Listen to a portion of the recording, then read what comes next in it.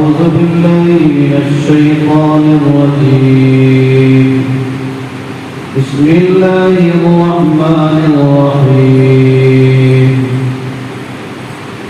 وكذلك أوحينا إليك قرآنا عربيا لتنذر أم القرى ومن حولها وتنذر يوم الجمع لا ريب فيه فريق في الجنة وفريق في السعير صدق الله العظيم. إنما الأعمال بالنيات وإنما لامرئ ما نوى فمن كانت هجرته إلى دنيا يصيبها أو إلى امرأة ينكحها فهجرته إلى ما هاجر إليه صدق رسوله النبي الكريم. സർവശക്തനായ അല്ലാഹു സുബ്ഹാനഹു വ തആല നാം ഏവരെയും അനുഗ്രഹിക്കുമാറാകട്ടെ. അല്ലാഹു സുബ്ഹാനഹു വ തആല സർവ്വലോകത്തിലും അനുഗ്രഹമായിട്ടാണ് മുഹമ്മദ് മുസ്തഫ സല്ലല്ലാഹു അലൈഹി വസല്ലം തങ്ങളെ നിയോഗിച്ചിരിക്കുന്നത്. പ്രവാചകത്വം കിട്ടിയതിനു ശേഷം പ്രവാചക പ്രവർത്തനത്തിന്റെ അടിസ്ഥാനമായ പ്രബോധനവുമായി ജനങ്ങളുടെ ഇടയിൽ മുഹമ്മദ് മുസ്തഫ സല്ലല്ലാഹു അലൈഹി വസല്ലം തങ്ങൾ ഇറങ്ങി തിരിക്കുകയുണ്ടായി. അല്ലാഹുവിന്റെ പ്രവാചകന്റെ സമുദായം അവസാന ഉമ്മത്തായതുകൊണ്ട് പ്രവാചകന്മാരിൽ അർപ്പിതമായ പ്രബോധനം ഈ സമുദായത്തിലെ ഓരോ വ്യക്തികളിലും അർപ്പിതമാണ്. അതുകൊണ്ട് തന്നെ വിശുദ്ധ ഖുർആനിൽ അല്ലാഹു സുബ്ഹാനഹു വ തആല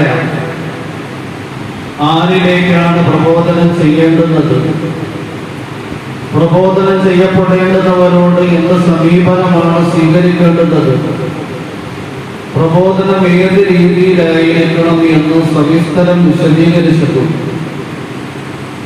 അതുപോലെ തന്നെ ദായി പ്രബോധകൻ എങ്ങനെയായിരിക്കണം എന്നും വളരെ കൃത്യമായി വിശദീകരിക്കപ്പെട്ടിട്ടുണ്ട്.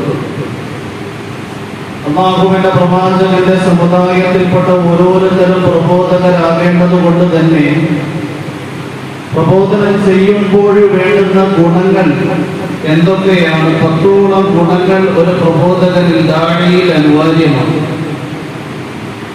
ഒന്ന്, ഇൽമു ശരീഅത്തിന്റെ അറിവുണ്ടായിരിക്കണം. അറിവ് പഠിച്ചുകൊണ്ടായിരിക്കണം പ്രബോധനം ചെയ്യേണ്ടത്. രണ്ടാമതായി ഫഹ്മു ഫറാസത്ത് ബസീറത്ത്, ദീർഘവീക്ഷണവും ദീർഘദൃഷ്ടിയും ഉണ്ടായിരിക്കണം. 3, സബർ തഹമ്മുൽ, ക്ഷമയും സഹനതയും ഉണ്ടാകണം.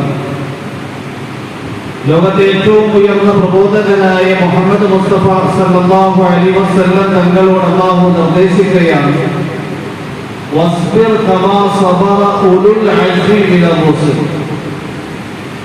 ഉലുൽ അസ്മികളായ പ്രവാചകന്മാർ ക്ഷമിച്ച പോലെ നിങ്ങൾ ക്ഷമിക്കണം. ഉലുൽ അസ്മികളിൽപ്പെട്ട പ്രവാചകന്മാർ ആരൊക്കെയാണ്? നൂഹ് നബി അലൈഹിസ്സലാം, ഇബ്രാഹിം നബി അലൈഹിസ്സലാം, മൂസാ നബി അലൈഹിസ്സലാം, ഈസാ നബി അലൈഹിസ്സലാം. ഇതിൽ 2 പ്രവാചകന്മാര് അമുസ്ലിമീങ്ങളുടെ പ്രബോധനത്തിനു വേണ്ടി നിയോഗിച്ചയക്കപ്പെട്ടവരാണ്. നൂഹ് നബി അലൈഹിസ്സലാം, ഇബ്രാഹിം നബി അലൈഹിസ്സലാം മുശ്രിക്കീങ്ങളെ മുവഹ്ഹിദീങ്ങളാക്കുന്നതിന് പ്രബോധനം ചെയ്തവരാണ്. എന്നാൽ 2 പ്രവാചകന്മാര് മുസ്ലിമീങ്ങളിലേക്ക് വന്നവരാണ്. മൂസാ നബി അലൈഹിസ്സലാം, ഈസാ നബി അലൈഹിസ്സലാം. ഇവര് ഈമാനിലേക്കും അമലുകളിലേക്കും മുസ്ലിമീങ്ങളെയാണ് പ്രബോധനം ചെയ്തത്. ഈ പ്രവാചകന്മാരൊക്കെ തന്നെയും മുസ്ലിമീങ്ങളിൽ നിന്നും കാഫിരീങ്ങളിൽ നിന്നും പ്രബോധനത്തിന്റെ വേളയിൽ ധാരാളം അനിഷ്ടകരമായ കാര്യങ്ങൾ അനുഭവിക്കേണ്ടി വന്നിട്ടുണ്ട്. ആ സന്ദർഭത്തിൽ അവര് ക്ഷമയാണ് അവലംബിച്ചത്. അതുപോലെ നിങ്ങൾ ക്ഷമിക്കണം എന്ന് അല്ലാഹു മുഹമ്മദ് മുസ്തഫ സല്ലല്ലാഹു അലൈഹി വസല്ലം തങ്ങളോട് ഉപദേശിക്കുകയാണ്. 4 പ്രബോധകരിൽ വേണ്ട ബൃഹത്തായ ഒരു ഗുണമാണ് സൽ സ്വഭാവം. അല്ലാഹുവിന്റെ പ്രവാചകൻ ഏറ്റവും ഉയർന്ന സൽ സ്വഭാവത്തിന്റെ പ്രതീകമായിരുന്നു. സൽ സ്വഭാവത്തിന്റെ പൂർത്തീകരണത്തിന് വേണ്ടിയാണ് എന്നെ നിയോഗിച്ചയക്കപ്പെട്ടത് എന്ന് മുഹമ്മദ് മുസ്തഫ സല്ലല്ലാഹു അലൈഹി വസല്ലം തങ്ങൾ തന്നെ വിവരിക്കുകയുണ്ടായി. അതുപോലെ പ്രബോധകന് വേണ്ടുന്ന 5ാമത്തെ ഗുണമാണ് ഖശിയത്തെ ഇലാഹി, അല്ലാഹുവിനെ കുറിച്ചുള്ള പേടിയും ഭയവും. അല്ലാഹുവല്ലാത്ത വ്യക്തികളെയോ ശക്തികളെയോ വസ്തുക്കളെയോ പേടിക്കാൻ പാടില്ല. കാരണം പ്രബോധന രംഗത്ത് ധാരാളം പ്രതിസന്ധികൾ തരണം ചെയ്യേണ്ടി വരും, ധാരാളം പ്രതികൂല സാഹചര്യങ്ങളിലൂടെ കടന്നു പോകേണ്ടി വരും. ആ സന്ദർഭങ്ങളിൽ ആ സാഹചര്യങ്ങളെയും ആ അവസ്ഥകളെയും ഭരണകൂടത്തിനെയും ജനങ്ങളെയും പേടിച്ചാൽ ശരിയായി പ്രബോധനം ചെയ്യാൻ കഴിയില്ല. വിശുദ്ധ ഖുർആനിൽ അല്ലാഹു സുബ്ഹാനഹു വ തആല അസ്ഹാബുൽ കഹ്ഫിന്റെ ചരിത്ര സംഭവം വിശദീകരിക്കുന്നുണ്ട്. ദഖിയാനൂസ് എന്ന് പറയുന്ന അക്രമകാരിയായ ഭരണകർത്താവ് രാജ്യം ഭരിക്കുമ്പോൾ രാജ്യത്തുള്ള ജനങ്ങളെ മുഴുവൻ മുശ്രിക്കീങ്ങളാക്കിയ അദ്ദേഹം ഭരണകൂടവും അതിന്റെ സംവിധാനങ്ങളും ഉപയോഗിച്ചുകൊണ്ട് രാജ്യം മുഴുവൻ ശിർക്കായി. ഒരു വിഭാഗം യുവാക്കൾ അല്ലാഹുവിന്റെ ഏകത്വം അംഗീകരിച്ചുകൊണ്ട് ജീവിക്കുന്നു എന്നറിഞ്ഞപ്പോ ദഖിയാനൂസ് എന്ന അക്രമകാരിയായ ഭരണാധികാരി ആ യുവാക്കളെ തന്റെ സവിധത്തിൽ ഹാജരാക്കി.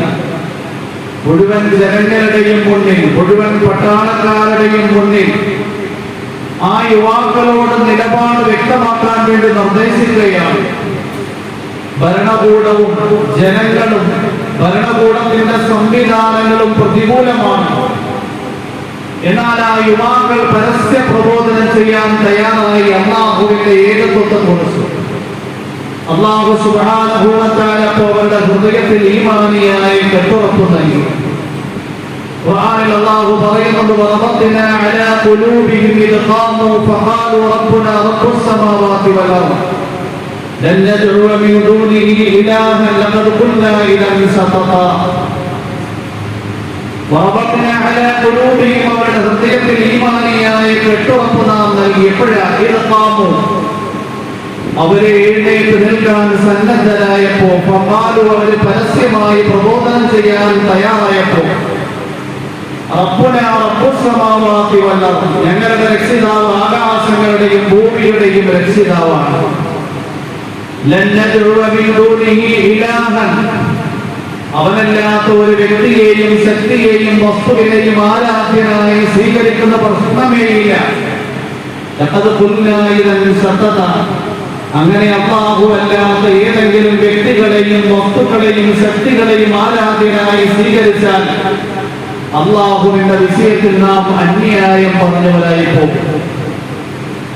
രാജാവ് തന്നെ പേടിച്ചുപോയി അവരുടെ പരസ്യ പ്രബോധനം കേട്ടപ്പോ ഉടനെ ആക്ഷൻ എടുക്കാനുള്ള എല്ലാ സംവിധാനം ഉണ്ടായിരുന്നപ്പോൾ അവരുടെ പരസ്യ പ്രബോധനത്തിൽ ഈമാനിയായ കെട്ടുറപ്പിന്റെ മുന്നിൽ പതറിപ്പോയ രാജാവ് അവർക്ക് താക്കീത് നൽകി അവർ വർദ്ധിപ്പിച്ചു.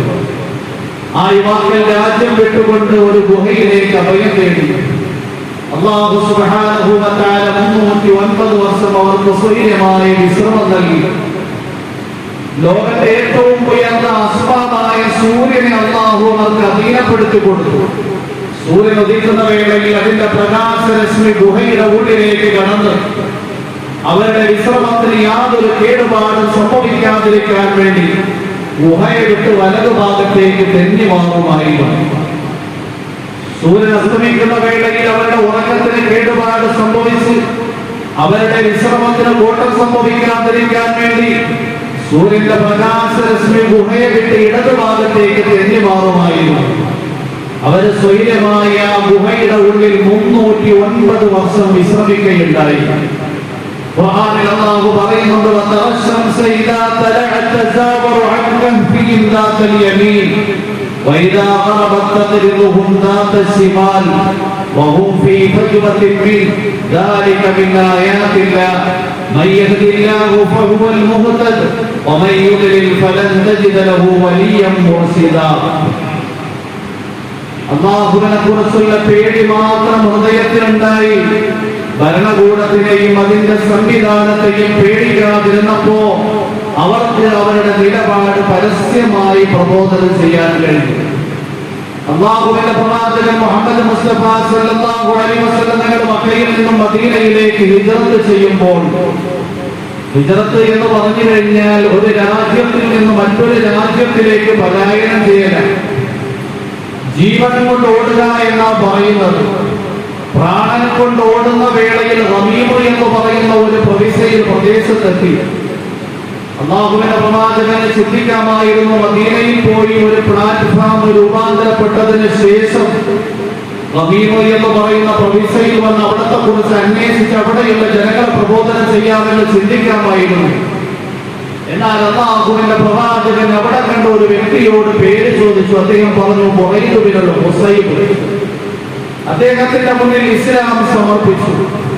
അല്ലാഹുവിന്റെ പ്രവാചകൻ ചിന്തിച്ചില്ല മദീനയിൽ പോയിട്ട് മടങ്ങി വരാമെന്ന്. അവിടെ വെച്ച് തന്നെ ആ ജീവനം കൊണ്ട് ഓടുന്നതിന്റെ ഇടയിൽ തന്നെ ആ പ്രദേശത്ത് രാവിലെ മുതൽ വൈകുന്നേരം വരെ വീട് വീടാണ്ടോളം കയറിയിറങ്ങി 80 വീട്ടിൽ പ്രബോധനം ചെയ്തു. അല്ലാഹുവിന്റെ പ്രവാചകൻ ഈസാന്റെ നമസ്കാരത്തിന് നേതൃത്വം നൽകുമ്പോ തങ്ങളുടെ പിന്നിൽ റമീമ എന്ന് പറയുന്ന പ്രവിശ്യയിലെ 80 വീട്ടിൽ നിന്നുള്ള 80 ആൾക്കാർ നമസ്കരിക്കാനുണ്ടായിരുന്നു. ഇതാ പ്രബോധനം. الذين يبلغون رسالات الله ويخشونه ولا يخشون أحدا إلا الله وكفى بالله حسيبا. الذين يبلغون رسالات الله, അല്ലാഹുവിന്റെ സന്ദേശം എത്തിച്ചു കൊടുക്കുന്ന ആൾക്കാര്, വയഖ്ശൗനഹു, അല്ലാഹുവിനെ മാത്രം പേടിക്കുന്നവരാണ്, വലാ യഖ്ശൗന അഹദൻ ഇല്ലല്ലാഹ്, അല്ലാഹ് അല്ലാത്ത ഒരു വ്യക്തിയെയും ശക്തിയെയും വസ്തുവിനെയും അവർ പേടിക്കില്ല. വകഫാ ബില്ലാഹി ഹസീബാ, കണക്ക് നോക്കാൻ അല്ലാഹു മതിയായവനാണ്. പ്രബോധകന് വേണ്ടുന്ന ഒരു മഹത്തായ ഗുണമാണ് ഖശിയത്തെ ഇലാഹി, അല്ലാഹുവിനെ കുറിച്ചുള്ള പേടിയും ഭയവും. ആറാമതായ ഒരു പ്രബോധകന് വേണ്ടുന്ന ഗുണമാണ് അവൻ സീറത്ത് കൊണ്ടും അമൽ സാലിഹാത്ത് കൊണ്ടും ജീവിതത്തിലെ ധന്യമാക്കണം. കേവലം മതവ്യായാമം നടത്തുന്നതിലുപരിയായി അവന്റെ ജീവിതം കൃത്യമായിരിക്കണം. ശരീഅത്തും സുന്നത്തും പാലിച്ചുകൊണ്ടായിരിക്കണം മറ്റുള്ളവരോട് പ്രബോധനം ചെയ്യേണ്ടുന്നത്. അല്ലാഹു വിശുദ്ധ ഖുർആനിൽ ചോദിക്കുകയാണ്, അതഅ്മുറൂന അന്നാസ ബിൽബിർരി വതൻസൗന അൻഫുസകും വഅൻതും തത്ലൂനൽ കിതാബ്. അതഅ്മുറൂന അന്നാസ ബിൽബിർരി, ജനങ്ങളോട് സുഹൃതങ്ങൾ പ്രവർത്തിക്കാൻ നിങ്ങൾ ഉപദേശിക്കുകയും നിങ്ങളുടെ സ്വന്തം ശരീരങ്ങളെ മറന്നു കളയുകയും ചെയ്യുന്നു. നിങ്ങൾ വേദഗ്രന്ഥം പാരായണം ചെയ്യുകയും ചെയ്യുകയാണോ? യാ അയ്യുഹല്ലദീന ആമനൂ ലിമ തഖൂലൂന മാ ലാ തഫ്അലൂൻ കബറ മഖ്തൻ ഇൻദല്ലാഹി അൻ തഖൂലൂ മാ ലാ തഫ്അലൂൻ. ഓ സത്യവിശ്വാസികളെ, നിങ്ങൾ പ്രവർത്തിക്കാത്ത കാര്യം ജനങ്ങളോട് ഉപദേശിക്കുകയാണോ? അല്ലാഹുവിന്റെ അടുക്കൽ ഗുരുതരമായ പാടിച്ചയും പാതകവും പ്രവർത്തിക്കാത്ത കാര്യങ്ങൾ പറയലാണ്. സ്വന്തം ജീവിതത്തെ അമൽ കൊണ്ട്, ശരീഅത്ത് കൊണ്ട്, സീറത്ത് കൊണ്ട് ധന്യമാക്കിയിട്ട് മറ്റുള്ളവരെ പ്രബോധനം ചെയ്തു കഴിഞ്ഞാൽ ആ പ്രബോധനം മറ്റുള്ളവരിൽ കൂടുതൽ പ്രതിഫലിക്കും. അതുകൊണ്ട് തന്നെ അല്ലാഹുവിന്റെ പ്രവാചകന്റെ അടുക്കൽ ധാരാളം ബുദ്ധിമുട്ടുകളും പ്രയാസങ്ങളും പ്രതിസന്ധികളും വന്നപ്പോ അല്ലാഹു സുബ്ഹാനഹു വ തആല പ്രബോധനത്തിന് അടിയുറച്ചു നിൽക്കാൻ വേണ്ടി നിർദ്ദേശിച്ചപ്പോ അല്ലാഹുവിനെ തസ്ബീഹ് ചെയ്തുകൊണ്ട്, അല്ലാഹുവിനെ തഹ്മീദ് ചെയ്തുകൊണ്ട്, അല്ലാഹുവിനെ ഇബാദത്ത് ചെയ്തുകൊണ്ട് പ്രബോധന രംഗത്ത് അടിയുറച്ചു നിൽക്കാൻ വേണ്ടി പറയുകയുണ്ടായി. فاصدع بما تؤمر وأعرض عن المشركين إنا كفيناك المستهزئين الذين يجعلون مع الله إلها آخر فسوف يعلمون ولقد نعلم أنك يضيق صدرك بما يقولون فسبح بحمد ربك وكن من الساجدين واعبد ربك حتى يأتيك اليقين فاصدع بما تؤمر താങ്കളോട് കൽപ്പിക്കപ്പെട്ടതുപോലെ പരസ്യ പ്രബോധനം ചെയ്യുക.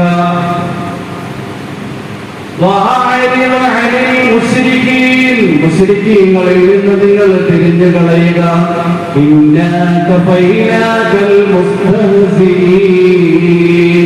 പരിഹസിക്കുന്നവരെ കൈകാര്യം ചെയ്യാൻ ഞാൻ മതിയായവനാണ്.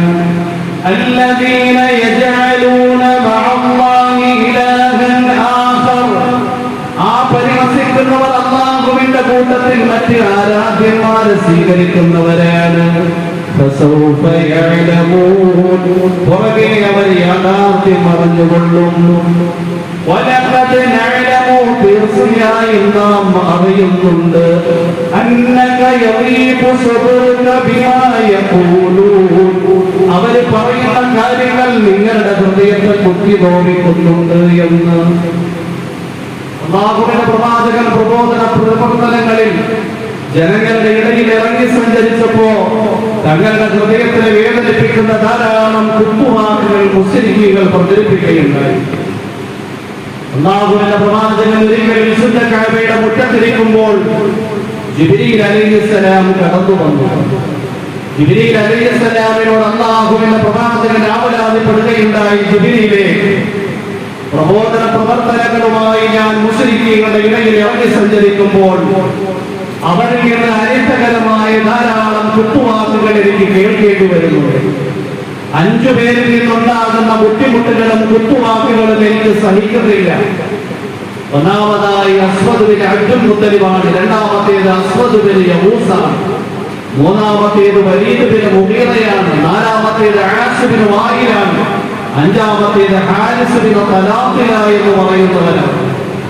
ഈ 5 പേര് എന്റെ ഹൃദയത്തെ കുത്തി നോവിക്കുന്ന വാക്കുകൾ പറഞ്ഞ് എന്റെ ഹൃദയത്തെ വല്ലാതെ വേദനിപ്പിക്കുന്നുണ്ട്. അതുകൊണ്ട് ജിബ്രീലിലെ എന്തെങ്കിലും ഒരു അഭയം ഉണ്ടോ? ഈ സന്ദർഭത്തിൽ അല്ലാഹുവിന്റെ പ്രവാചകന്റെ അടുക്കലൂടെ അല്ലാഹുവിന്റെ പ്രവാചകൻ പറഞ്ഞ അസ്വദ് ബിൻ അബ്ദുൽ മുത്തലിബ് കടന്നുപോയി. മുഹമ്മദ് മുസ്തഫ സല്ലല്ലാഹു അലൈഹി വസല്ലം ഞങ്ങൾ ജിബ്രീലിനെ പരിചയപ്പെടുത്തി കൊടുത്തു. ഇതാ ഞാൻ പറഞ്ഞ ഒന്നാമത്തെ കക്ഷി അസ്വദ് ബിൻ അബ്ദുൽ മുത്തലിബ്. ജിബ്രീൽ അലൈഹിസ്സലാം അസ്വദ് ബിൻ അബ്ദുൽ മുത്തലിബിന്റെ കണ്ണിലേക്ക് സൂചന നൽകിയിട്ട് പറഞ്ഞു, അല്ലാഹുവിന്റെ പ്രവാചകനെ ഇയാളുടെ വിഷയത്തിൽ നിങ്ങൾ നിർഭയനായി കൊണ്ടുവരാം. അല്ലാഹു ഇയാളെ കൈകാര്യം ചെയ്യുന്ന ചുമതല ഏറ്റിരിക്കുകയാണ്. കുറെ കഴിഞ്ഞപ്പോ അസ്വദ് ബിൻ അബ്ദുൽ യഹൂസ് അതിലൂടെ കടന്നുപോയി. അല്ലാഹുവിന്റെ പ്രവാചകൻ ജിബ്രീലിനെ പരിചയപ്പെടുത്തി കൊടുത്ത് ഞാൻ പറഞ്ഞ രണ്ടാമത്തെ കക്ഷി ഇദ്ദേഹമാണ്. ജിബ്രീൽ അലൈഹിസ്സലാം അദ്ദേഹത്തിന്റെ വയറിലേക്ക് വിരലുകൊണ്ട് സൂചന നൽകിയിട്ട് പറഞ്ഞു, ഇയാളുടെ വിഷയത്തിൽ മുഹമ്മദെ നിങ്ങൾ നിർഭയനായി കൊണ്ട് അല്ലാഹു ഇദ്ദേഹത്തിനെ കൈകാര്യം ചെയ്യുന്ന ചുമതല ഏറ്റിരിക്കുകയാണ്. മൂന്നാമത്തെ ആള് കടന്നുപോയി വലീദ് ബിൻ മുഗീറ. അല്ലാഹുവിന്റെ പ്രവാചകൻ ജിബ്രീലിനെ പരിചയപ്പെടുത്തി കൊടുത്തു. ഞാൻ പറഞ്ഞ മൂന്നാമത്തെ കക്ഷി ഇദ്ദേഹം. ജിബ്രീൽ അലൈഹിസ്സലാം അദ്ദേഹത്തിന്റെ കണ്ണൻകാലിലേക്ക് വിരലുകൊണ്ട് സൂചന നൽകി. എന്നിട്ട് പറഞ്ഞു, മുഹമ്മദെ ഇയാളുടെ വിഷയത്തിൽ നിങ്ങൾ നിർഭയനായി കൊണ്ട് അല്ലാഹു ഇയാളെ കൈകാര്യം ചെയ്യുന്ന ചുമതല ഏറ്റിരിക്കുകയാണ്. നാലാമതായി ആസ് ബിൻ വായിൽ അതിലൂടെ കടന്നുപോയി. മുഹമ്മദ് മുസ്തഫ സല്ലല്ലാഹു അലൈഹി വസല്ലം തങ്ങൾ ജിബ്രീലിനോട് പറഞ്ഞു, ഞാൻ പറഞ്ഞ നാലാമത്തെ കക്ഷിയാണ്.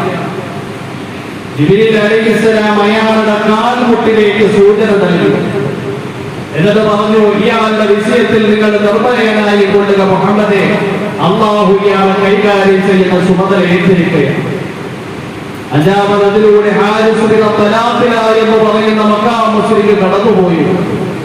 അള്ളാഹുവിന്റെ പ്രവാചകൻ ജിബ്രീലിനെ പരിചയപ്പെടുത്തി കൊടുത്തു. അഞ്ചാമത് പറഞ്ഞ കക്ഷിയാണ് ജിബ്രീൽ അലൈഹിസ്സലാം. ഹാരിസ് ബിൻ തലാഖിലയുടെ തലയിലേക്ക് വിരലുകൊണ്ട് സൂചന നൽകിയിട്ട് പറഞ്ഞു, മുഹമ്മദേ, ഇയാളുടെ വിഷയത്തിൽ നിങ്ങൾ നിർഭയനായും കൊള്ളുക, അള്ളാഹു ഇയാളെ കൈകാര്യം ചെയ്യുന്ന ചുമതല ഏറ്റിരിക്കുകയാണ്. وَلَقَدْ نَعْلَمُ أَنَّكَ يَضِيقُ صَدْرُكَ بِمَا يَقُولُونَ. ഇവര് പറയുന്ന കുത്തുവാക്കുകൾ നിങ്ങളുടെ ഹൃദയത്തെ കുത്തി നോവിക്കുന്നുണ്ട് എന്ന് നമുക്കറിയാം. നിങ്ങൾ തസ്ബീഹ് ചൊല്ലിക്കൊള്ളുക, ബിഹംദി റബ്ബിക, നിങ്ങളുടെ രക്ഷിതാവിനെ തഹ്മീദ് ചൊല്ലിക്കൊള്ളുക, വഅബ്ദു റബ്ബക, നിങ്ങളുടെ രക്ഷിതാവിനെ ഇബാദത്ത് എടുത്തുകൊള്ളുക, ഹത്താ യഅതിയകൽ യഖീൻ, നിങ്ങൾക്ക് മരണം വരുന്നതുവരെ. പ്രബോധന പ്രവർത്തനങ്ങളിൽ നിങ്ങൾ അടിയുറച്ചു നിൽക്കുമ്പോൾ ഇബാദത്തുകളിലൂടെ പ്രബോധന പ്രവർത്തനങ്ങളിൽ പ്രതിസന്ധിയുടെ നടുത്തടത്തിലൂടെ സഞ്ചരിക്കും. അല്ലാഹു സുബ്ഹാനഹു വ തആല ഈ 5 പേരെ കൈകാര്യം ചെയ്തു. ജിബ്രീൽ അലൈഹിസ്സലാം കണ്ണിലേക്ക് സൂചന നൽകിയ അസ്വദ് ബിൻ അബ്ദുൽ മുത്തലിബ്, അയാളുടെ കണ്ണിലേക്ക് ഒരു മുള്ളു വന്ന് പതിച്ചു. കണ്ണിന്റെ കാഴ്ചശക്തി നഷ്ടപ്പെട്ടു പോയി. കണ്ണിൽ ശക്തമായ വ്രണമുണ്ടായി. അങ്ങനെ അയാൾ മരണപ്പെട്ടു. രണ്ടാമതായി അസ്വദ് ബിൻ യഹൂസിന്റെ വയറിലേക്ക് ജിബ്രീൽ സൂചന നൽകിയിരുന്നു. അയാൾക്ക് വയറു രോഗം ബാധിച്ചു. അയാളുടെ വയറിൽ നിന്ന് കാഷ്ടം വായിലൂടെ നിർഗളിക്കാൻ തുടങ്ങി. ദാരുണമായി നിന്ദ്യനായി അയാളും മരണപ്പെട്ടു പോയി. മൂന്നാമത് വലീദ് ബിൻ മുഗീറയുടെ കണങ്കാലിൽ ജിബ്രീൽ സൂചന നൽകി. ബനൂ ഖുസാഅ ഗോത്രത്തിൽ നിന്ന് ഒരു അമ്പ് അയാളുടെ കാലിൽ ഏൽക്കുകയുണ്ടായി. അത് വ്രണമായത് പഴുത്ത് ശരീരം മുഴുവനും പഴുത്ത് അങ്ങനെ അയാൾ ഈ ലോകത്തു നിന്ന് യാത്രയായി. നാലാമതായി ആസിബിന് വായിലിന്റെ കാൽമുട്ടിലേക്ക് ജിബ്രീൽ സൂചന നൽകിയത്. അയാളുടെ കാലിൽ ഒരു മുള്ളു തറച്ചു. ആ മുള്ളു തറച്ചതിന്റെ പേരിൽ കാലിൽ വലിയ നീരുണ്ടായി. ഒട്ടകത്തിന്റെ കഴുത്ത് പോലെ കാല് വലുതായി. അങ്ങനെ അയാളും ഈ ലോകത്തു നിന്ന് യാത്രയാകേണ്ടി വന്നു. ഹാരിസ് ബിൻ തലാഖിലയുടെ തലയിലേക്കാണ് ജിബ്രീൽ സൂചന നൽകിയത്. ജിബ്രീൽ അലൈഹിസ്സലാം സൂചന നൽകിയതിലൂടെ അയാളുടെ തലയിൽ വ്രണമുണ്ടാകുകയും തല പുഴുക്കാൻ തുടങ്ങുകയും ശരീരമാസകലം വ്രണം കൊണ്ട് വികലമാകുകയും അങ്ങനെ ഈ ലോകത്തു നിന്ന് അയാൾ അവസാനിക്കുകയും ചെയ്യും. ഇങ്ങനെ പ്രബോധന പ്രവർത്തനങ്ങളിൽ അടിയുറച്ചു നിൽക്കുമ്പോൾ ഇബാദത്തുകളിലൂടെ സീറത്തിലൂടെ നാം നിലയുറപ്പിച്ചു കഴിഞ്ഞാൽ അല്ലാഹു ബാത്തിലിന്റെ ശക്തികളെ കൈകാര്യം ചെയ്യും. ഇത് ഖുർആനിലെ യാഥാർത്ഥ്യമാണ്. അല്ലാഹു സുബ്ഹാനഹു വ തആല നബിയുടെ സമുദായത്തിന് ഗുണവാദത്തിനു വേണ്ടി ഏറ്റവും കൂടുതൽ വിശദീകരിച്ചിരിക്കുന്നത് ബനൂ ഇസ്രായേലിയരുടെ ചരിത്ര സംഭവമാണ്. എന്തുകൊണ്ട് അവർ മുസ്ലിമീങ്ങളായിരുന്നു.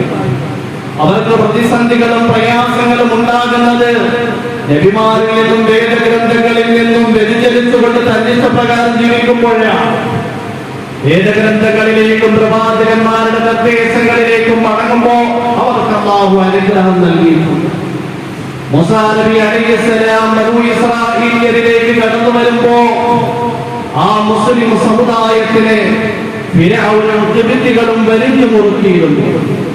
ഭരണകൂടവും അതിന്റെ സംവിധാനങ്ങളും ഉപയോഗിച്ചുകൊണ്ട് ബനൂ ഇസ്രായേലിയരെ അടിമകളെ പോലെ തരം താഴ്ത്തി.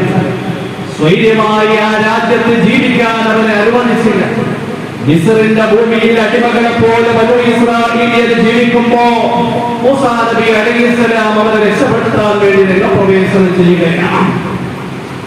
ഈ സന്ദർഭത്തിൽ ബനൂ ഇസ്രായേലിയരോട് മൂസാ നബി അലൈഹിസ്സലാം ഈ പ്രതിസന്ധിയിൽ നിന്ന് രക്ഷപ്പെടാൻ വേണ്ടി നിർദ്ദേശിച്ചത് ഹൃദയം ഈമാൻ കൊണ്ട് ആർദ്രതയുള്ളതാക്കാനും ജീവിതം അമല സാലിഹാത്ത് കൊണ്ട് ധന്യതയുള്ളതാക്കാനുമാണ് നിർദ്ദേശിച്ചത്.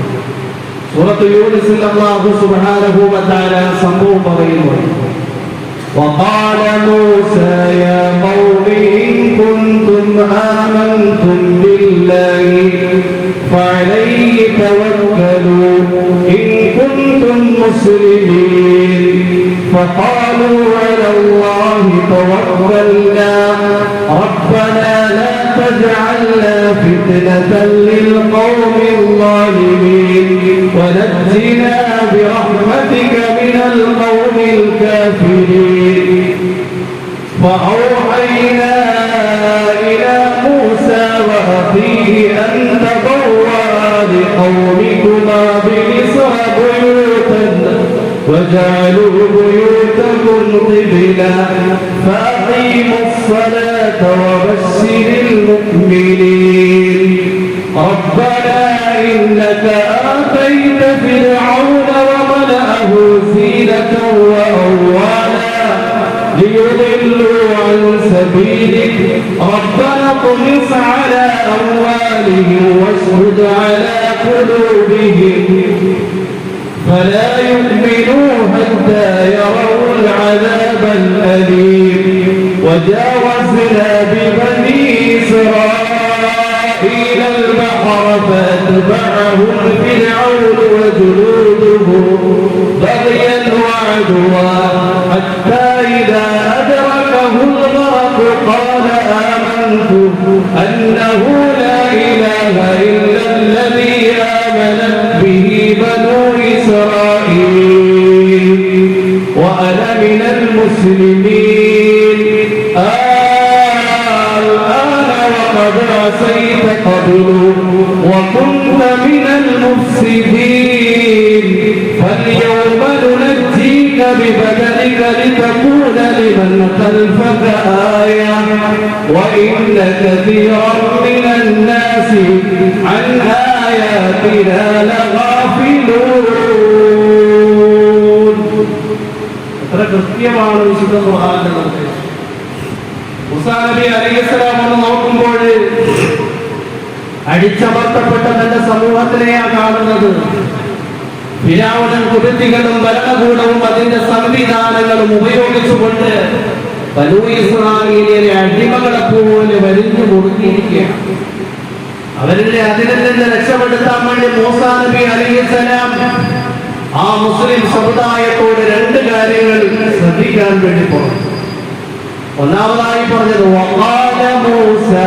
മൂസാ നബി അലൈഹിസ്സലാം പറഞ്ഞു, യാ ഖൗമി, എന്റെ ജനതേ, ഇൻ കുൻതും ആമൻതും ബില്ലാഹി, നിങ്ങൾ മുഅ്മിനീങ്ങളാണ് എന്ന് അവകാശപ്പെടുന്നു എങ്കിൽ ഫഅലൈഹി തവക്കലു, അല്ലാഹുവിന്റെ മേൽ മുഴുവൻ കാര്യങ്ങളും ബലമേൽപ്പിച്ചേക്കുക. ഇൻ കുൻതും മുസ്ലിമീൻ, നിങ്ങൾ മുസ്ലിമീങ്ങളാണ് എങ്കിൽ.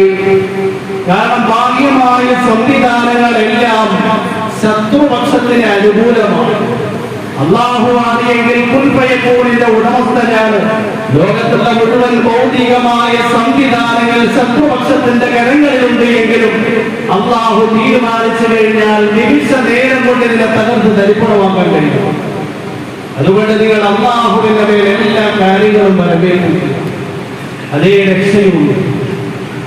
അപ്പൊ എന്തിനാ ആ ജനങ്ങൾ പറഞ്ഞു, ഫഖാലു അലല്ലാഹി തവക്കൽനാ, അടിച്ചമർത്തപ്പെട്ട ബനൂ ഇസ്രായേലിയർ പറഞ്ഞു, ഞങ്ങൾ ഞങ്ങളുടെ മുഴുവൻ പ്രശ്നങ്ങളും അല്ലാഹുവിൽ ബലമേൽപ്പിച്ചിരിക്കുന്നു.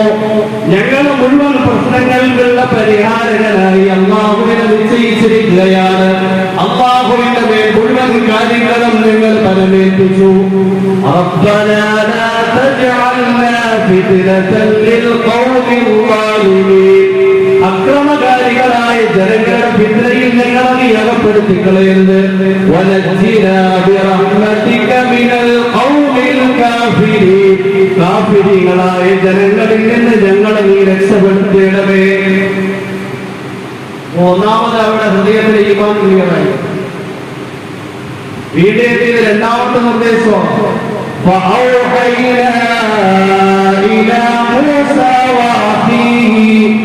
നാം മൂസയിലേക്കും അദ്ദേഹത്തിന്റെ സഹോദരനായ ഹാറൂനിലേക്കും സന്ദേശം അറിയിച്ചു, വഹി അറിയിച്ചു.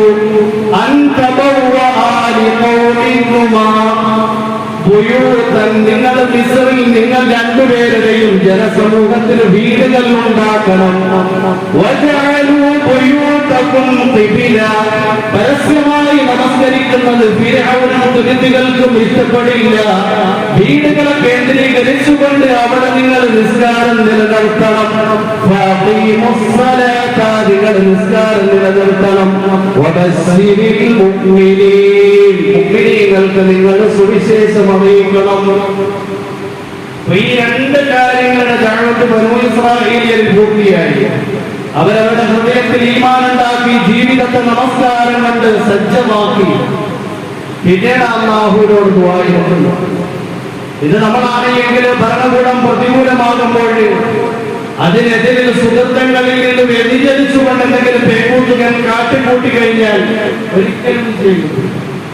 അതിനുശേഷം മൂസാ നബി ദുആ ചെയ്യാം. മൂസാ നബി അലൈഹിസ്സലാം പറയാണ്, അല്ലാഹുവേ ഇന്നക ആതൈത ഫിർഔന വമലഅഹു സീനതൻ വഅവാല. അല്ലാഹുവേ നീ ഫിർഔനും അവന്റെ സംഘത്തിനും അലങ്കാരവും ആഡംബരവും സാമ്പത്തികമായ ഭദ്രതയും നൽകിയിരിക്കുകയാണ്. ജനങ്ങളെ നിന്റെ മാർഗത്തിൽ നിന്ന് തെറ്റിക്കാൻ വേണ്ടി ബാത്തിലിന്റെ ശക്തികൾ ഭൗതികമായ അതിപ്രസരത്തിൽ നിന്നുകൊണ്ടാണ്, സാമ്പത്തികമായ സ്രോതസ്സുകൾ സംവിധാനിച്ചുകൊണ്ടാണ് മുസ്ലിമീങ്ങൾക്കും ഹക്കിനുമെതിരെ എല്ലാ കാലഘട്ടത്തിലും അക്രമം വഹിച്ചുകൊടുത്തത്. ഇപ്പൊ ഇസ്രായേൽ മുസ്ലിമീങ്ങളെ ആക്രമിക്കുന്നതായാണ് നമ്മൾ കാണുന്നത്. ആരുടെ വഹിച്ചുകൊണ്ട്? നമ്മൾ വഹിച്ചുകൊണ്ട്. നമ്മളെന്ത് ചെയ്യുന്നു? ബാങ്കിൽ പോയിട്ട് ലോൺ എടുക്കും, ബിസിനസ് ലോൺ. മക്കൾക്ക് അക്ഷരക്കൂട്ടങ്ങളുള്ള ഡിഗ്രി നേടി ഇണങ്ങാൻ വേണ്ടിയിട്ട് നമ്മൾ വിദ്യാഭ്യാസ ലോൺ എടുക്കും. ഈ ലോണിൽ നിന്ന് നമ്മൾ കൊടുക്കുന്ന പലിശയുടെ ഒരു വിഹിതം നേരെ ലോക ബാങ്ക് എന്ന് പറഞ്ഞുകൊണ്ട് നേരെ ഇസ്രായേലിലേക്ക്. ഇതുകൊണ്ടാണ് ഇവര് ഭൗതികമായ ആയുധങ്ങളും സംവിധാനങ്ങളും ഒരുക്കി മുസ്ലിമീങ്ങൾക്കെതിരെ ആക്രമണം നടത്തുന്നത്. നമ്മൾ അറിയുന്നില്ല. അല്ലാഹുവിനോട് ഫിർഔൻ ചെയ്തത്, മൂസാ നബി അലൈഹിസ്സലാം ചെയ്ത ദുആ എന്താണ്? അല്ലാഹുവേ ഫിർഔന് സമ്പത്ത് നൽകി, അലങ്കാരം നൽകി. ഇന്ത്യയുടെ ഭരണകൂടമാണെങ്കിലും സാമ്പത്തികമായ സ്രോതസ്സുകൾ ഒരുമിച്ച് കൂട്ടിക്കൊണ്ടാണ് രാഷ്ട്രീയമായ മുസ്ലിമീങ്ങൾക്ക് എതിരിൽ നിലയുറപ്പിച്ചിരിക്കുന്നത്.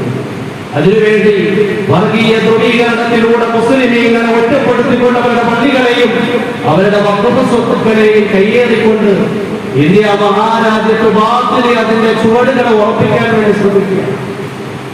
മൂസാ നബി അലൈഹിസ്സലാം അല്ലാഹുവോട് ദുആ ചെയ്യുകയും അല്ലാഹുവേ നീ സമ്പത്ത് നൽകി, അലങ്കാരം നൽകി. ഈ സമ്പത്തും രാഷ്ട്രീയവും ഉപയോഗിച്ചുകൊണ്ട് നിന്റെ മാർഗത്തിൽ ഇസ്ലാമിൽ നിന്ന് ജനങ്ങളെ ഫിർഔൻ തെറ്റിക്കുകയാണ്. അല്ലാഹുവേ ഫിർഔനിന്റെ സമ്പത്തിനെ നീ കെടുത്തി കളയണമേ. واشدد على قلوبهم فلا يؤمنوا حتى يروا العذاب الأليم. അല്ലാഹുവേ വേദനാജനകമായ ശിക്ഷ കാണുന്നതുവരെ അവൻ വിശ്വസിക്കുകയില്ല.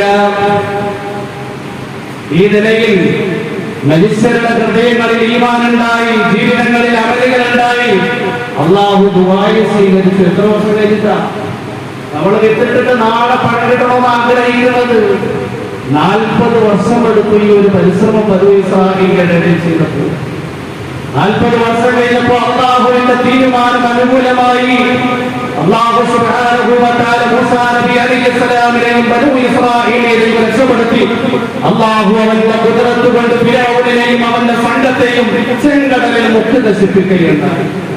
وجاوزنا ببني إسرائيل البحر فأتبعهم فرعون وجنوده بغيا وعدوا. നാം ബനൂ ഇസ്രായേലിനെ ചെങ്കടലിലൂടെ കടത്തിവിട്ടു. ആ ബനൂ ഇസ്രായേലിനെ തകർക്കാൻ വേണ്ടി ഫിർഔൻ അവന്റെ പട്ടാളക്കാരുമായി പിന്തുടർന്നു. ചെങ്കടലിന്റെ മധ്യത്തെത്തിയപ്പോ അല്ലാഹു വഴികളെ കൂട്ടി യോജിപ്പിച്ചു. മുങ്ങി നശിക്കാൻ എടുത്തപ്പോ ഫിർഔൻ പറയുകയാണ്, ആമൻതു ബില്ലദീ ആമൻതു ബിഹി ബനൂ ഇസ്രായീൽ. ബനൂ ഇസ്രായേലിൽ വിശ്വസിച്ച അല്ലാഹുവിനെ കൊണ്ട് ഞാൻ വിശ്വസിച്ചു, വഅന മിനൽ മുസ്ലിമീൻ, ഞാൻ മുസ്ലിമീങ്ങളിൽ പെട്ടിരിക്കുകയാണ്. ഈ സന്ദർഭത്തിൽ അല്ലാഹു ചോദിക്കുക മലക്കിനെ അയച്ചിട്ട്, ഇപ്പോഴാണോ നീ വിശ്വസിക്കുന്നത്? നിന്റെ ഭരണസ്വാധീനം ഉപയോഗിച്ചുകൊണ്ട് ഹക്കിനെയും ഹക്കിന്റെ വക്താക്കളെയും നീ നിഷ്ഠൂരമായി കൊന്നൊടുക്കിയില്ലേ? ഇപ്പോഴാണ് നീ വിശ്വസിക്കുന്നത്? ഇതിനു മുമ്പ് നീ എനിക്കെതിരെ പ്രവർത്തിച്ചിരുന്നു. രാജ്യത്ത് എന്തെല്ലാം അരാജകത്വങ്ങളാണ് നിന്നിലൂടെ ഉണ്ടായത്. ഈ ദിവസം നിന്റെ ശരീരത്തിനെ ഞാൻ ജീർണിപ്പിക്കാതെ സുരക്ഷിതമായി രക്ഷപ്പെടുത്താൻ സൂക്ഷിക്കുന്നു. നിനക്ക് പിന്നിൽ വരുന്ന ലോകത്തുള്ള ബാത്തിലിന്റെ ശക്തികൾക്ക് ഒരു ഗുണപാഠമാകാൻ വേണ്ടി അധികാരവും ഭരണവ്യവസ്ഥയും ഉപയോഗിച്ചുകൊണ്ട് ഹക്കിന്റെയും ഹക്കിന്റെ ആൾക്കാരെയും തകർക്കാൻ നടക്കുന്നവര് വർഷങ്ങൾ കഴിയുമ്പോൾ തകർന്ന് തരിപ്പണമായി നിങ്ങളുടെ ചരിത്രം ലോകത്തിന്റെ മുന്നിൽ രചിക്കേണ്ടി വരും. واليوم ننجيك ببدنك لتكون لمن خلفك آية وإن كثيرا من الناس عن آياتنا لغافلون. ജനങ്ങളിൽ അധികം പേര് നമ്മുടെ ദൃഷ്ടാന്തങ്ങളിൽ നിന്ന് അശ്രദ്ധരാണ്. അതാമായ കാര്യം ചെയ്തിട്ട് കുറച്ചോന്റെ ആവശ്യം വന്നില്ല, കുഴപ്പമില്ല. പിറ്റേ ദിവസം ഹറാമില്ല. ഒരു പരിധി എത്തുമ്പോൾ ഒറ്റ കുടുംബത്തിന്റെ രക്ഷയില്ല. അപ്പൊ അതുകൊണ്ട് പ്രബോധകൻ സ്വന്തം ജീവിതത്തിൽ ശരീഅത്തും സുന്നത്തും ഒക്കെ പാലിച്ചുകൊണ്ടാണ് ദഅവത്ത് ചെയ്യുന്നത്. ആ ദഅവത്തിലൂടെ മറ്റുള്ളവർക്ക് പ്രതിഫലനം ഉണ്ടാകുമെന്ന് മാത്രമല്ല, ബാത്തിലിനെ അല്ലാഹു നശിപ്പിക്കുകയും ചെയ്യും. ദാഇയിൽ ഉണ്ടാകേണ്ടത് മറ്റൊരു ഗുണമാണ് ദഅവത്തിനൊരു തർത്തീബ് കൊണ്ടൊരു ക്രമമാണ്. ഒന്ന് സ്വന്തം ജീവിതത്തിൽ ദീനുണ്ടാവും, രണ്ടാമതായി കുടുംബക്കാരിൽ ദീനുണ്ടാക്കണം, മൂന്ന് ലോകം മുഴുവൻ ദീനുണ്ടാക്കണം. കുടുംബത്തെ മുഴുവൻ നന്നാക്കിയിട്ട് ലോകം നന്നാക്കാൻ വിചാരിച്ച് നടക്കില്ല. കാരണം എന്ന് പറഞ്ഞു കഴിഞ്ഞാൽ ഹിദായത്ത് തന്നെ കൊടുക്കേണ്ടത്. എവിടെങ്ങനെ ചെയ്ത് കുടുംബക്കാരെ മുഴുവൻ നന്നാക്കിയിട്ട് ലോകം നന്നാക്കാൻ ഇരുന്ന് എങ്കിൽ നമുക്കൊന്നും ഇസ്ലാം കിട്ടത്തില്ലേ? കാരണം ലഭിതങ്ങളുടെ പിതൃവിനായി അബൂ താലിബ് വരെ ഹിദായത്തിലായിരുന്നു. അബൂ ജഹൽ കുടുംബക്കാരനായിരുന്നു, അബൂ ലഹബ് കുടുംബക്കാരനായിരുന്നു. ഇവരോടൊക്കെ ലഭിതങ്ങൾ ദഅവത്ത് സമർപ്പിച്ചു, സ്വീകരിച്ചില്ല എന്ന് വിചാരിച്ച് മറ്റുള്ളവർ ദഅവത്ത് ചെയ്യാതിരുന്നില്ല. എന്നാൽ കുടുംബക്കാരെ വിട്ടുകളഞ്ഞില്ല. മരണാസന്നനായി കിടക്കുന്ന അബൂ താലിബിന്റെ അടുക്കൽ ഇസ്ലാം സമർപ്പിക്കുകയുണ്ടായി. അല്ലാഹു സുബ്ഹാനഹു വ തആല പറയുന്നു, നിങ്ങൾ ഓരോരുത്തരും നിങ്ങളുടെ ശരീരത്തിന് നരകത്തിൽ നിന്ന് രക്ഷപ്പെടുത്തണം. വഅഹ്ലീകും, നിങ്ങളുടെ കുടുംബക്കാരെ. وكذلك أوحينا إليك قرآنا عربيا لتنذر أم القرى ومن حولها وتنذر يوم الجمع لا ريب فيه فريق في الجنة وفريق في السعير وكذلك أوحينا إليك നിങ്ങളിലേക്ക് സന്ദേശം അറിയിച്ചു. ഖുർആനൻ അറബിയൻ, അറബി ഭാഷയിലുള്ള ഖുർആനിലെ മക്കക്കാർക്ക് ഉത്ബോധനം നൽകാൻ വേണ്ടി. മക്ക എന്ന് പറയുന്നത് ലോകത്തിന്റെ മധ്യഭാഗത്ത്, കഅബ ഭൂമിയുടെ മധ്യഭാഗത്താണ്. ആ മധ്യഭാഗത്തുള്ള ആൾക്കാർക്ക് ദഅവത്ത് ചെയ്യാൻ വേണ്ടി. അതിന് ചുറ്റുവട്ടത്തിലുള്ള ലോകത്തുള്ള മുഴുവൻ പ്രദേശങ്ങളിലും ഭൂഖണ്ഡങ്ങളിലും രാജ്യങ്ങളിലും അധിവസിക്കുന്നവർക്ക് നിങ്ങൾ ഖുർആൻ കൊണ്ട് ഉത്ബോധനം നൽകണം. സംശയമില്ലാതെ മുഴുവൻ ജനങ്ങളും ഒരുമിച്ച് കൂടുന്ന അന്ത്യദിനത്തിനെ കുറിച്ചും ഖുർആൻ കൊണ്ട് ഉത്ബോധനം നൽകണം. ഫരീഖുൻ ഫിൽ ജന്നതി വഫരീഖുൻ ഫിസ് സഈർ. അന്നേ ദിവസം ഒരു വിഭാഗം ആൾക്കാർ സ്വർഗത്തിന്റെ തീരുമാനത്തിലാകും, മറ്റൊരു വിഭാഗം കത്തിച്ചൊലിക്കുന്ന നരകത്തിന്റെ തീരുമാനത്തിലുമാകും. അമരാകുമാണ്. അപ്പൊ ദഅവത്തിന്റെ തർത്തീബ് സ്വന്തം ശരീരം, കുടുംബം, ലോകം മുഴുവൻ ദഅവത്ത്. ഈ തർത്തീബ് പാലിച്ചുകൊണ്ടാണ് ദഅവത്ത് ചെയ്യുന്നത്. അതുപോലെ ദഅവത്ത് ചെയ്യുമ്പോൾ വേണ്ടുന്ന ഏറ്റവും ഉയർന്ന ഒരു ഗുണമാണ് അഫ്വു, വിട്ടുവീഴ്ച എന്നുള്ളത്. വിട്ടുവീഴ്ചയില്ല എങ്കിൽ ദഅവത്ത് ദുഷ്കരമാണ്. അല്ലാഹുവിന്റെ പ്രവാചകനെ ദ്രോഹിച്ചവർ, നബി തങ്ങളെ കുത്തുവാക്ക് പറഞ്ഞവർ, നബി തങ്ങളെ വർദ്ധിച്ചവർ, അവർക്കൊക്കെ വിട്ടുവീഴ്ച നൽകിയാണ് ഇസ്ലാമിലേക്ക് കടന്നു വരികയുണ്ടായി. അല്ലാഹുവിന്റെ പ്രവാചകന്റെ മൂത്ത മകളാണ് സൈനബ് റളിയല്ലാഹു അൻഹ. സൈനബ് റളിയല്ലാഹു അൻഹയാണ് അല്ലാഹുവിന്റെ പ്രവാചകനുമായി രൂപത്തിൽ ഏറ്റവും കൂടുതൽ സാദൃശ്യമുള്ള മകൾ. ഈ സൈനബ് റളിയല്ലാഹു അൻഹ നബുവത്തിന് മുമ്പാണ് അബുൽ ആസിം റബീഇ എന്ന് പറയുന്നയാളെ വിവാഹം ചെയ്യുന്നത്. വിവാഹം ചെയ്തു കഴിഞ്ഞു. പിന്നീട് നബി തങ്ങൾ നബുവത്തുമായി രംഗപ്രവേശനം ചെയ്തു, പ്രബോധന പ്രവർത്തനങ്ങൾ ചെയ്തു, മക്കയിൽ നിന്നും മദീനയിലേക്ക് പലായനം ചെയ്തു. ഈ സന്ദർഭത്തിൽ സൈനബ് റളിയല്ലാഹു അൻഹ ബദർ കഴിഞ്ഞപ്പോഴാണ് മക്കയിൽ നിന്നും മദീനയിലേക്ക് ഹിജ്റത്ത് ചെയ്തു പോകുന്നത്. ഹിജ്റത്ത് ചെയ്തു പോകുമ്പോൾ മക്ക മുശ്രിക്കീങ്ങൾ തടഞ്ഞു നിർത്തി. ഖബാറുൽ അസ്വദ് എന്ന് പറയുന്ന മക്ക മുശ്രിക്കീങ്ങളിൽപ്പെട്ട, അന്ന് മക്ക മുശ്രിക്കീങ്ങളിൽപ്പെട്ടയാളായിരുന്നു. ഒരു കുന്ത കൊണ്ട് സൈനബ് റളിയല്ലാഹു അൻഹാന്റെ വയറ്റിൽ കുത്തി. ഗർഭിണിയായിരുന്നു, ഗർഭം അലസിപ്പോയി. പിന്നീട് ആസിം ബിൻ റബീഅ മറ്റൊരാളുടെ കൂട്ടത്തിൽ മദീനയിലേക്ക് യാത്രയായി. പരസ്യമായി പ്രഖ്യാപിച്ച് ഞാൻ മുസ്ലിമായി മദീനയിലെത്തി. അല്ലാഹുവിന്റെ പ്രവാചകൻ സൈനബിനെ മുസ്ലിമായി ആസിം ബിൻ റബീഅയെ തന്നെ വിവാഹം ചെയ്തു കൊടുത്തു. ഈ കുന്തം കൊണ്ട് ഏറ്റ കുന്തത്തിന്റെ കുത്തിന്റെ ആഘാതത്തിന്റെ പേരിൽ സൈനബ് റളിയല്ലാഹു അൻഹ ഏതാനും വർഷം കഴിഞ്ഞപ്പോൾ വഫാത്തായി. നബി തങ്ങൾ സല്ലല്ലാഹു അലൈഹി വസല്ലം തങ്ങളുടെ ഓമനപുത്രിയായ സൈനബ് റളിയല്ലാഹു അൻഹയുടെ ഘാതകനായിരുന്നു ഹബാറുൽ അസ്വദ്.